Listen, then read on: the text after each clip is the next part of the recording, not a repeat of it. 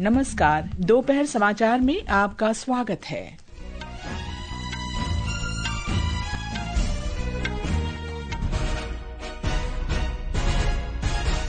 छत्तीसगढ़ में आज सुरक्षा बलों के साथ मुठभेड़ में 20 से अधिक नक्सली मारे गए। ऑपरेशन सिंदूर के बाद पाकिस्तान प्रायोजित आतंकवाद को उजागर करने के लिए भारत ने राजनयिक संपर्क कार्यक्रम शुरू किया। गाजा में बिगड़ती स्थिति को देखते हुए ब्रिटेन ने इजरायल के साथ व्यापार वार्ता स्थगित की। इजरायल ने कहा, बाहरी दबाव में अपनी सुरक्षा नीतियों में कोई बदलाव नहीं करेगा। मौसम विभाग ने 26 मई तक देश के अधिकांश हिस्सों में तेज बारिश की संभावना व्यक्त की और आईपीएल क्रिकेट में आज शाम मुंबई इंडियंस का मुकाबला दिल्ली कैपिटल से होगा। दोपहर समाचार के साथ मैं कनकलता। छत्तीसगढ़ के नारायणपुर जिले के अबूझमाड़ क्षेत्र में सुरक्षा बलों के साथ मुठभेड़ में 20 से अधिक नक्सली मारे गए हैं। हमारे संवाददाता ने बताया है कि दोनों तरफ से की जा रही गोलीबारी में सुरक्षा बल का एक जवान घायल हुआ है। सुरक्षा बलों को यह खुफिया सूचना मिली थी कि छत्तीसगढ़ के नारायणपुर जिले के अबूझमाड़ इलाके में बड़ी संख्या में माओवादी मौजूद हैं। इस सूचना के बाद छत्तीसगढ़ के 4 जिलों नारायणपुर, दंतेवाड़ा, बीजापुर और कोंडागांव की डिस्ट्रिक्ट रिजर्व गार्ड की टीमों ने एक संयुक्त ऑपरेशन लॉन्च किया। आज सुबह से अबूझमाड़ इलाके में नक्सलियों और सुरक्षा बलों के बीच मुठभेड़ जारी है। इस मुठभेड़ में नक्सलियों के एक शीर्ष नेता सीपीआई माओइस्ट के जनरल सेक्रेटरी बसव राजू के भी मारे जाने की खबर है। इस नक्सली नेता पर करीब 1 करोड़ रुपए का इनाम घोषित था। आकाशवाणी समाचार के लिए रायपुर से मैं विकल्प शुक्ला। ऑपरेशन सिंदूर पर भारत के कूटनीतिक प्रयासों और पाकिस्तान प्रायोजित आतंकवाद को उजागर करने के लिए जेडीयू सांसद संजय कुमार झा के नेतृत्व में एक सर्वदलीय शिष्टमंडल आज 5 देशों की यात्रा पर रवाना हुआ। ये शिष्टमंडल इंडोनेशिया, मलेशिया, कोरिया गणराज्य, जापान और सिंगापुर का दौरा करेगा ताकि आतंकवाद के सभी रूपों से निपटने के लिए देश के दृढ़ दृष्टिकोण को प्रदर्शित किया जा सके। रवाना होने से पहले नई दिल्ली में श्री संजय कुमार झा ने कहा कि आतंकवाद पाकिस्तान की नीति का एक हिस्सा है। आतंकवाद जो है वो पाकिस्तान की स्टेट पॉलिसी है। इनके नकाब को उतारना, वहां से कोई 2-4 लोग ऐसे नहीं आते हैं। पूरा स्टेट उसको स्पॉन्सर करता है, पूरा थ्राइव करता है स्टेट के सपोर्ट से। इस बात को पूरे दुनिया में जाकर के बताना। ऐसा नहीं होगा कि हमारे यहाँ आकर के टेररिस्ट एक्टिविटी करते रहिए और उसको हम झेलते रहेंगे। शिवसेना सांसद श्रीकांत शिंदे के नेतृत्व में एक और प्रतिनिधिमंडल भी आज संयुक्त अरब अमीरात, Liberia, democratic Republic of Congo और सियरा लियोन की यात्रा पर जाएगा। पाकिस्तान की नापाक हरकतों और भारत के सफल आतंकवाद विरोधी अभियान के बारे में अंतर्राष्ट्रीय समुदाय को अवगत कराने के लिए 7 बहुदलीय शिष्टमंडलों का गठन किया गया है। ये शिष्टमंडल अगले महीने की 5 तारीख तक कुल 32 देशों का दौरा करेंगे। संयुक्त राष्ट्र में भारत के स्थायी प्रतिनिधि पी हरीश ने सुरक्षा परिषद को बताया है कि आतंकवाद का मुकाबला करना और समुद्री सुरक्षा सुनिश्चित करना भारत की राष्ट्रीय सुरक्षा और आर्थिक हितों के लिए महत्वपूर्ण है। संयुक्त राष्ट्र महासचिव अंतोनियो गुतरश और ग्रीस के प्रधानमंत्री क्यारिकोस मित्सोताकिस ने समुद्री डकैती, आतंकवाद और महत्वपूर्ण बुनियादी ढांचे पर हाइब्रिड हमलों का उल्लेख करते हुए समुद्री खतरों पर चिंता व्यक्त की। सीमा सुरक्षा बल ने कल शाम पंजाब में अमृतसर के सीमा क्षेत्र में एक पाकिस्तानी घुसपैठिए को गिरफ्तार किया। सीमा सुरक्षा बल के सूत्रों के अनुसार घुसपैठिए ने बताया कि वो पाकिस्तानी नागरिक है। उसके पास से 330 पाकिस्तानी रुपए बरामद हुए। आगे की जांच के लिए उसे स्थानीय पुलिस को सौंप दिया गया है। भारतीय जनता पार्टी ने ऑपरेशन सिंदूर पर कांग्रेस अध्यक्ष मल्लिकार्जुन खड़गे की कथित आपत्तिजनक टिप्पणी की कड़ी आलोचना की है। पार्टी प्रवक्ता सुधांशु त्रिवेदी ने आज नई दिल्ली में मीडिया से कहा कि श्री खड़गे की टिप्पणी निंदनीय है और भारतीय सशस्त्र बलों के लिए अपमानजनक है। जी द्वारा आज भारत की सेना के अप्रतिम शौर्य और पराक्रम के प्रतीक ऑपरेशन सिंदूर को छुटपुट घटना कहना न सिर्फ निंदनीय है, बल्कि भारत की सेना के शौर्य और पराक्रम और 140 करोड़ भारतवासियों की भावनाओं का अपमान। इससे पूर्व राहुल गांधी जी अनेक प्रकार के अवांछित और अनर्गल बातें करते हुए भारतीय विमानों और इनके बारे में न जाने किस प्रकार की बातें कर रहे हैं, जो वो फितरतन पहले भी करते आ रहे। कल कर्नाटक में एक कार्यक्रम में श्री खड़गे ने पाकिस्तान के खिलाफ भारत की सैन्य कार्रवाई का उल्लेख करते हुए कुछ कथित आपत्तिजनक टिप्पणी की थी। भारतीय सशस्त्र बलों द्वारा किए गए ऑपरेशन सिंदूर की शानदार सफलता के उपलक्ष्य में आज जम्मू कश्मीर के रियासी जिले के कटरा शहर में एक भव्य तिरंगा रैली का आयोजन किया गया। बड़ी संख्या में लोगों ने इसमें हिस्सा लिया। आतंकवाद के खिलाफ ऑपरेशन सिंदूर की जबरदस्त सफलता और के उत्साह के बीच समग्र राष्ट्र भारतीय जवानों के शौर्य और साहस को नमन कर रहा है। सशस्त्र बलों के प्रति सम्मान और कृतज्ञता के रूप में आकाशवाणी समाचार एक विशेष श्रृंखला प्रसारित कर रहा है। आज हम परमवीर चक्र विजेता मेजर होशियार सिंह का स्मरण कर रहे हैं।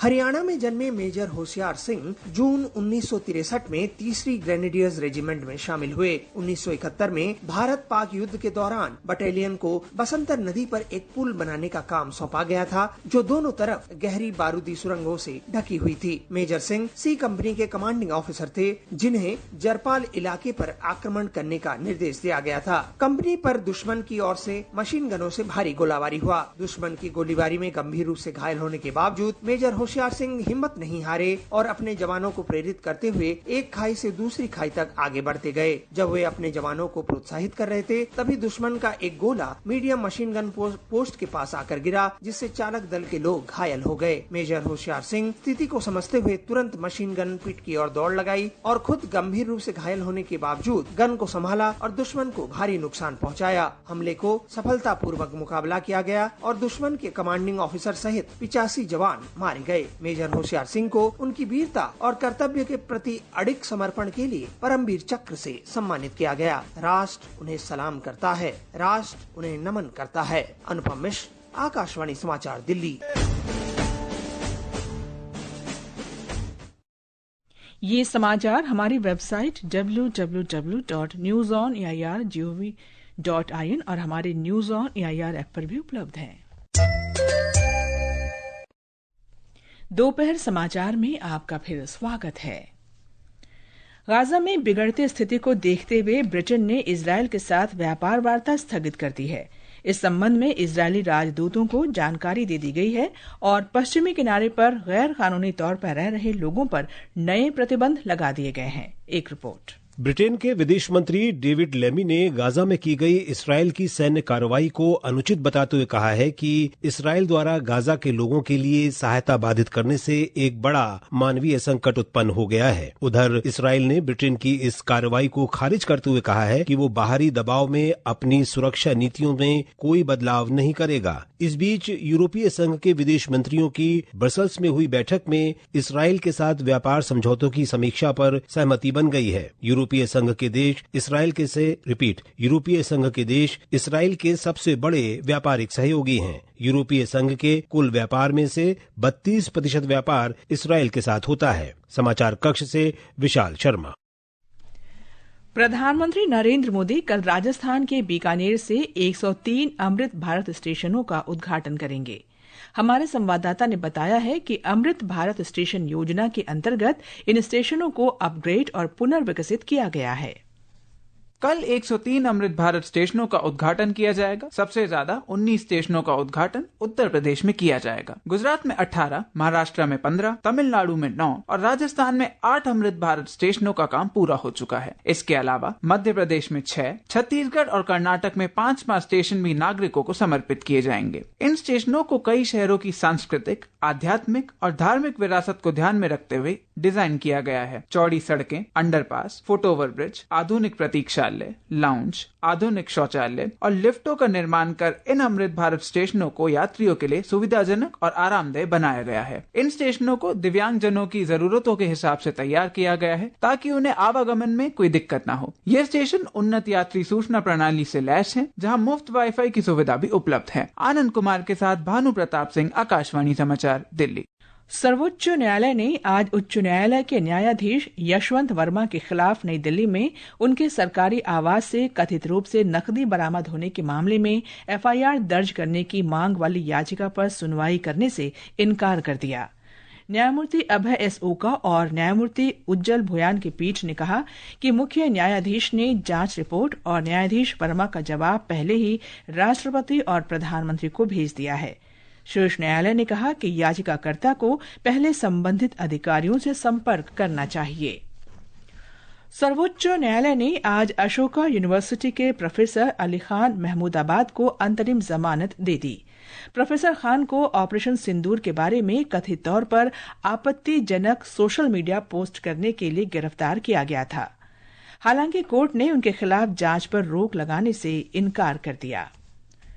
प्रवर्तन निदेशालय ईडी ने नेशनल हेराल्ड मामले में आज दिल्ली की एक अदालत को बताया कि कांग्रेस नेता सोनिया गांधी और राहुल गांधी प्रथम दृष्टया धन शोधन में शामिल हैं।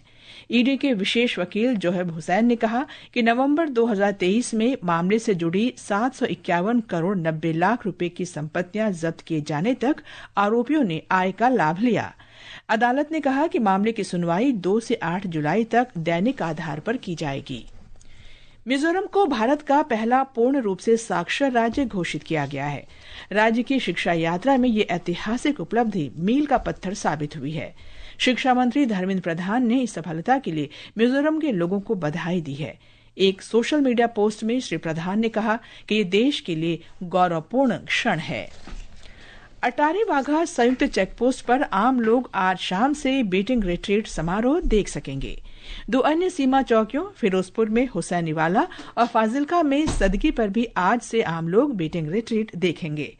भारत के ऑपरेशन सिंदूर के बाद 8 मई से सीमा चौकियों पर औपचारिक परेड रोक दी गई थी। प्रधानमंत्री नरेंद्र मोदी ने आज पूर्व प्रधानमंत्री राजीव गांधी की 34वीं पुण्यतिथि पर श्रद्धांजलि अर्पित की है। कांग्रेस अध्यक्ष मल्लिकार्जुन खड़गे और वरिष्ठ कांग्रेस नेता राहुल गांधी ने भी नई दिल्ली स्थित राजीव गांधी समाधि स्थल वीर भूमि में श्रद्धा सुमन अर्पित किए। ये समाचार आकाशवाणी से प्रसारित किए जा रहे हैं। ताजा समाचार जानने के लिए आप हमारे social media handle X@AIR News Hindi को फॉलो कर सकते हैं। ये आकाशवाणी है। सरकार ने विभिन्न सोशल मीडिया चैनलों पर उस पोस्ट को खारिज कर दिया है जिसमें दावा किया गया था कि केंद्र सरकार ने 29 मई से 2 जून के बीच तापमान के 55 डिग्री सेल्सियस तक पहुंचने का हाई अलर्ट जारी किया है। पत्र सूचना कार्यालय की फैक्ट चेक यूनिट ने स्पष्ट किया कि सरकार ने ऐसी कोई अधिसूचना जारी नहीं की है। मौसम विभाग ने आज कर्नाटक के तटीय और घाट क्षेत्रों में बहुत तेज बारिश का अनुमान व्यक्त किया है। उत्तराखंड, पंजाब, हरियाणा, चंडीगढ़ और उत्तर प्रदेश में 26 मई तक आंधी और गरज के साथ बारिश का अनुमान है। पूर्वोत्तर और दक्षिण भारत में अगले 7 दिन तक ऐसी स्थिति रहने की संभावना है। इस वर्ष के कैलाश मानसरोवर यात्रा के लिए कुल 750 तीर्थयात्रियों का चयन किया गया है। विदेश राज्य मंत्री कीर्तिवर्धन की उपस्थिति में आज नई दिल्ली में ऑनलाइन कंप्यूटरीकृत ड्रॉ के माध्यम से तीर्थयात्रियों का चयन किया गया। तीर्थयात्रियों का पहला जत्था 30 जून को रवाना होगा। आईपीएल T20 क्रिकेट में आज मुंबई इंडियंस का मुकाबला दिल्ली कैपिटल से होगा। ये मैच मुंबई में शाम 7:30 बजे से शुरू होगा। कल दिल्ली में राजस्थान रॉयल्स ने चेन्नई सुपर किंग्स को 6 विकेट से हराया। 189 रनों के लक्ष्य का पीछा करते हुए राजस्थान ने 17 गेंद शेष रहते जीत हासिल कर ली। अंत में मुख्य समाचार एक बार फिर। छत्तीसगढ़ में आज सुरक्षा बलों के साथ मुठभेड़ में 20 से अधिक नक्सली मारे गए। ऑपरेशन सिंदूर के बाद पाकिस्तान प्रायोजित आतंकवाद को उजागर करने के लिए भारत ने राजनयिक संपर्क कार्यक्रम शुरू किया। गाजा में बिगड़ती स्थिति को देखते हुए ब्रिटेन ने इजरायल के साथ व्यापार वार्ता स्थगित की। इजरायल ने कहा बाहरी दबाव में अपनी सुरक्षा नीतियों में कोई बदलाव नहीं करेगा। मौसम विभाग ने 26 मई तक देश के अधिकांश हिस्सों में तेज बारिश की संभावना व्यक्त की। और आईपीएल क्रिकेट में आज शाम मुंबई इंडियंस का मुकाबला दिल्ली कैपिटल से होगा। इसके साथ ही दोपहर समाचार का ये अंक समाप्त हुआ। नमस्कार।